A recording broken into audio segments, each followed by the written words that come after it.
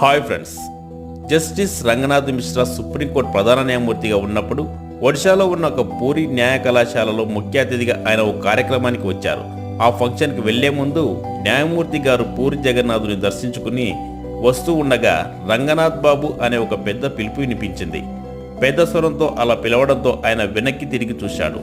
ఒక బిచ్చగాడు వికారమైన ముఖంతో కుష్టి వ్యాధితో చేతులు కాళ్ళను కప్పి దయనీయ పరిస్థితిలో కనిపించాడు. జస్టిస్ మిశ్రా అతనిని మీరు ఎవరు, మీరు నన్ను ఎందుకు అలా పిలుస్తున్నారు అని అడిగారు. బిచ్చగాడు బదిలిస్తూ, సార్, నన్ను మీరు గుర్తుపట్టలేదా? నేను పేరు మోసిన కులియాడాకు బందిపోటుని. దోపిడీ హత్య కేసులో నాకు దిగువ కోర్టు జీవితకాల కఠిన కారాగార శిక్ష విధించబడింది. కానీ మీరు అప్పట్లో ప్రాక్టీస్ చేస్తూ నా తరపున ఒడిశా హైకోర్టులో పోరాడారు. ఆ రోజు ఎటువంటి శిక్ష లేకుండా మీ వల్ల నేను బయటపడ్డాను. కానీ వాస్తవానికి నేను ఒక వ్యక్తిని హత్య చేసి అతని డబ్బు దోచుకున్నాను.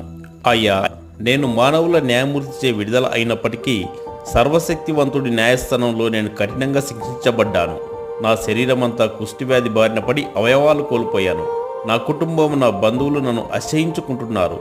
నన్ను ఊరి నుంచి వెళ్ళగొట్టారు. ఇప్పుడు నేను రోడ్డుపై పాకుతూ ఆహారం కోసం అడుక్కుంటున్నాను, లేకుంటే పస్తులుంటున్నాను.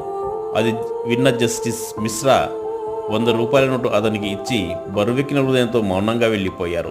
అనంతరం ఆయన లా కాలేజీ ఫంక్షన్ హాల్లో కన్నీళ్లతో ఈ వాస్తవ సంఘటనను వివరించారు. మన తెలివి ప్రకారం ఎవరినైనా విడిపించడానికి, శిక్షించడానికి మేము ఇక్కడ న్యాయమూర్తులం. కానీ పైన మరొక ఉన్నత న్యాయస్థానం ఉంది. అక్కడ ఏ తెలివి పని చేయదు. దోషి ఖచ్చితంగా శిక్షించబడతాడు. దీనినే లా ఆఫ్ రిట్రిబ్యూషన్ అంటారు. కర్మ పాపం చేసిన వాడిని ఎవరిని కూడా వదిలిపెట్టదు.